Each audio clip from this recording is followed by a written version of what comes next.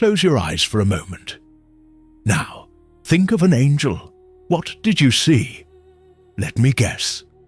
A chubby baby floating among clouds with rosy cheeks, small delicate wings, perhaps holding a golden arrow. Or perhaps you have imagined a beautiful, serene figure, dressed in white, with feathered wings that shine in the celestial light. Forget all that. Forget every Renaissance painting you've ever seen. Forget the stained glass windows of cathedrals.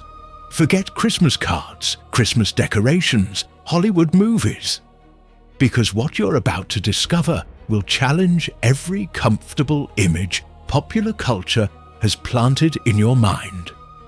The truth is that the angels described in the Bible are nothing like that. In fact, they are so frightening, so absolutely alien in appearance, that the first thing they say when they appear to a human being is, "Fear not." And they need to say it, because if they didn't, you would lose consciousness in terror. Today, we're going to dive into the most disturbing, most fascinating, and most ignored descriptions in the Holy Scriptures.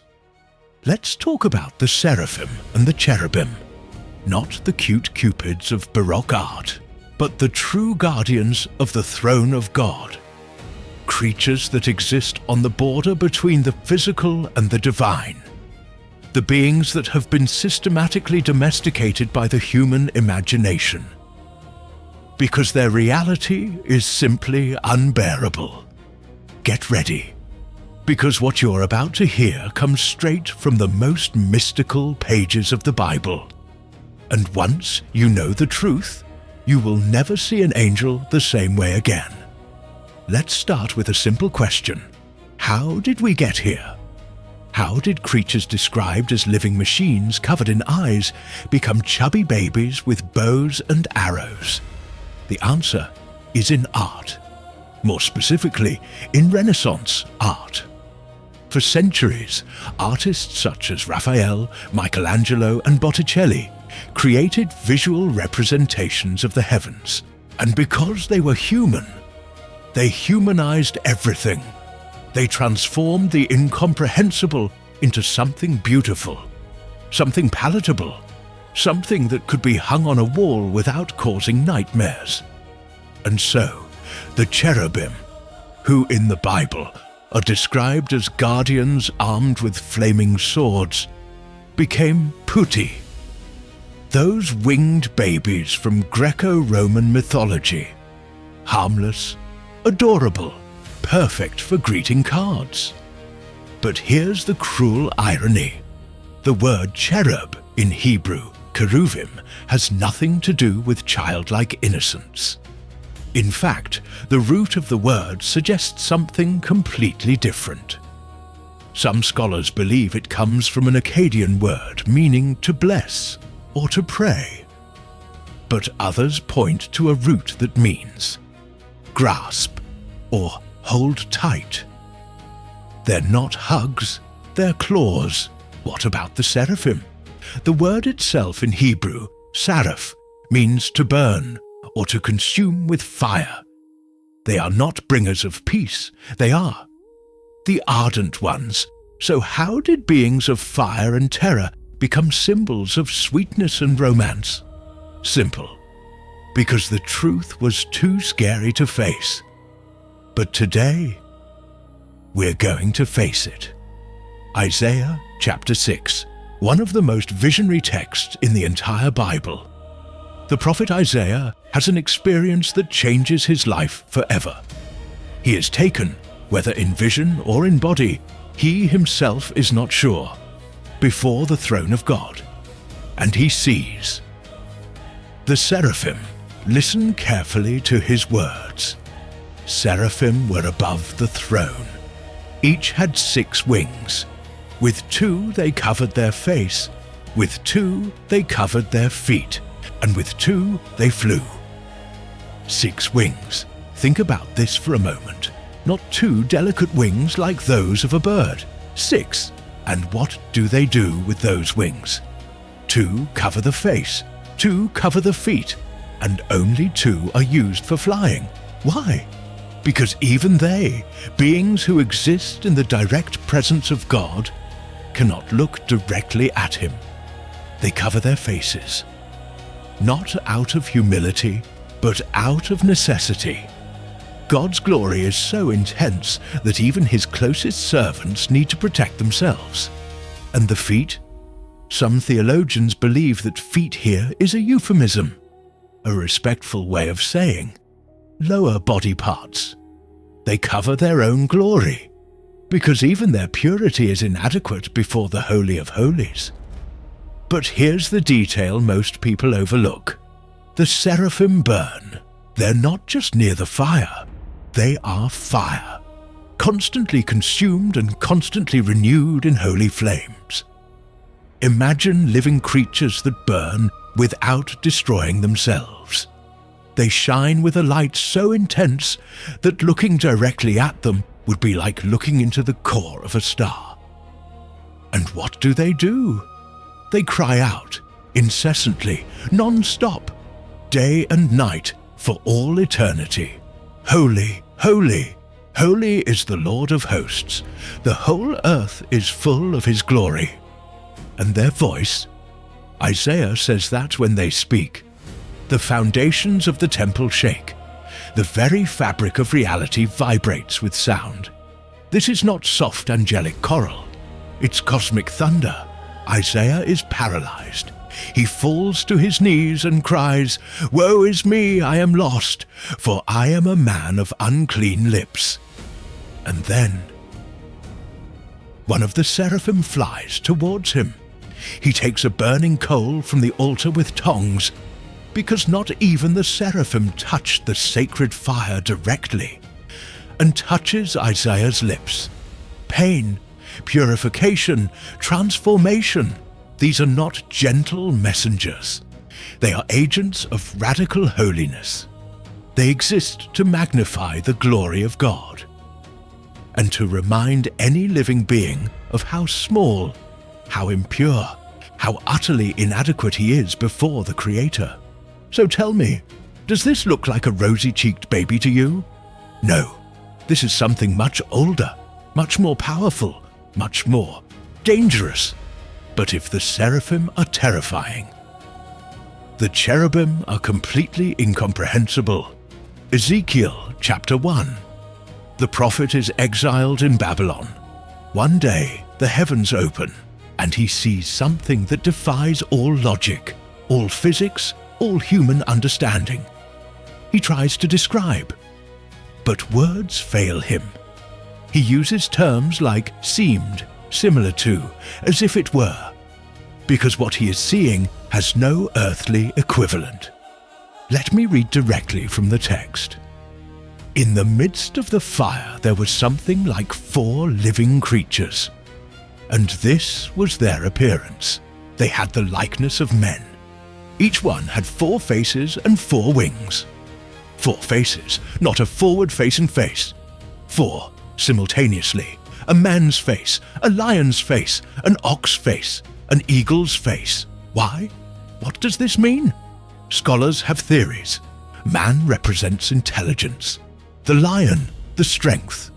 The ox, the service. The eagle, transcendence. Together, they form a complete unity of divine attributes. These beings are not one-dimensional. They are composite, multifaceted, as if each one were a small representation of the entire creation. And your legs? Isaiah says they are upright, like columns, and the feet shine like polished bronze, reflecting light, solid and immobile, but ready to move instantly. But the most bizarre part is yet to come. The wheels. Listen to this. When the living creatures walked, the wheels went alongside them. And when the living creatures rose from the earth, the wheels also rose. Wherever the Spirit wanted to go, they went. Because the spirit of the living creatures was in the wheels. Wheels that move by themselves. Wheels that don't turn. that go in any direction without turning, as if they were not subject to the laws of physical movement. And then Ezekiel adds a detail that makes your spine run cold.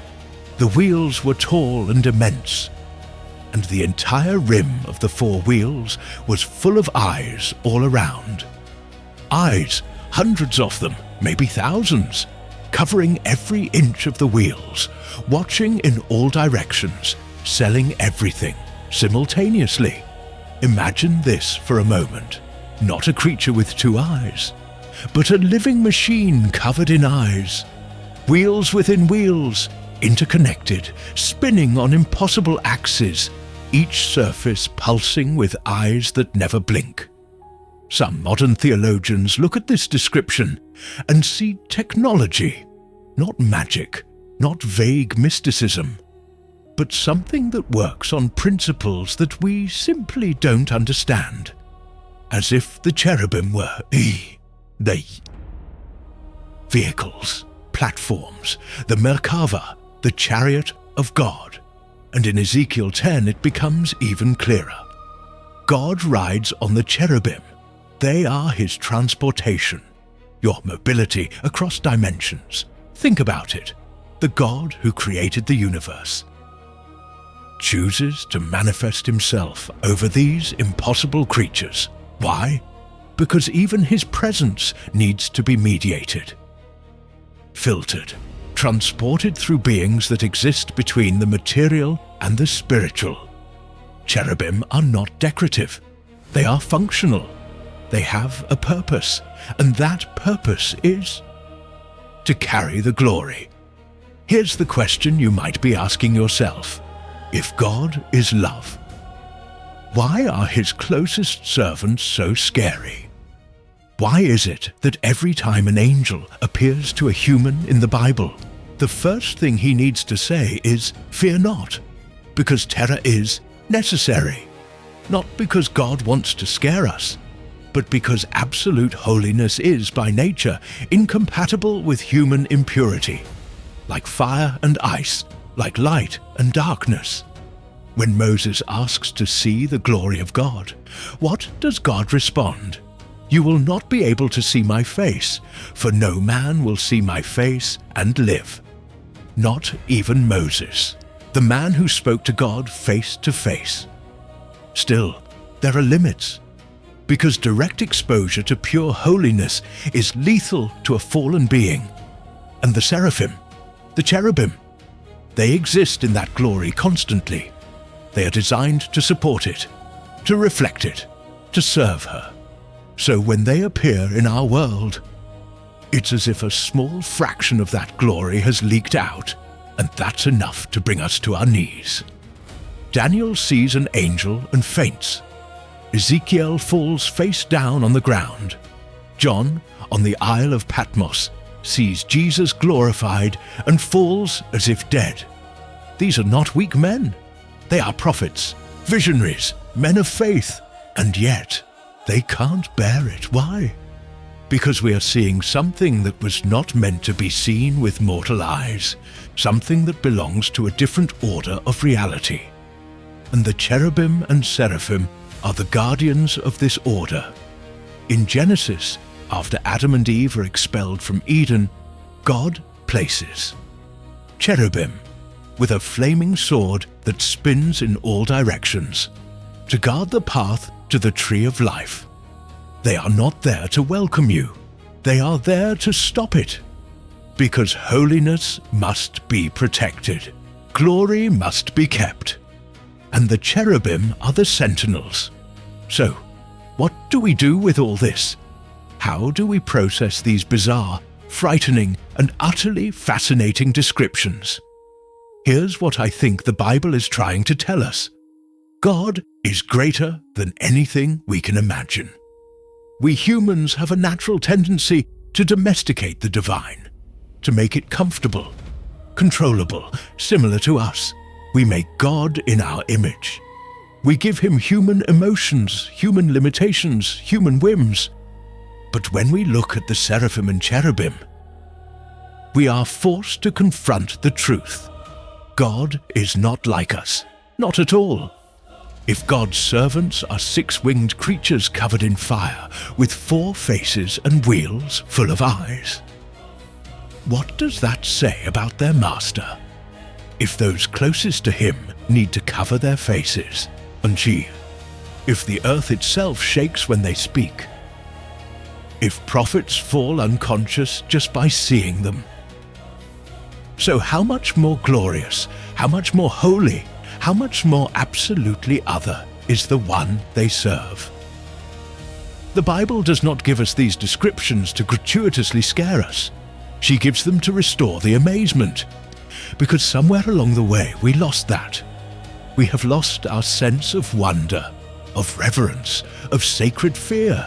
We transform the creator of the universe into a casual friend, in a cosmic genie that exists to fulfill our desires, in a heavenly therapist who is there to make us feel good. But the Seraphim and Cherubim remind us God is not domesticated. It is not safe. He is good. But he is not meek. And maybe, just maybe, we need some of that terror back. Not the fear that paralyzes us, but the fear that transforms us. The kind of awe that makes you realize that you're dealing with something infinitely beyond yourself. So the next time you see Cupid on a Valentine's Day card, or a chubby angel in a Christmas decoration, remember, the real angels in the Bible are not like that. They are beings of fire and wheels and eyes and glory. They are terrifying because they are saints. And they remind us of something we've forgotten, that the God we worship does not fit into our categories, that heaven is not an improved version of earth, that eternity is not just more time. It's something completely different. And one day, when this life ends, we will see too, not through Renaissance paintings, not through Hollywood movies, but face to face. And on that day, perhaps we too will hear those words, "Fear not," because we will finally understand that terror and beauty, awe and adoration are two sides of the same coin, the coin of glory.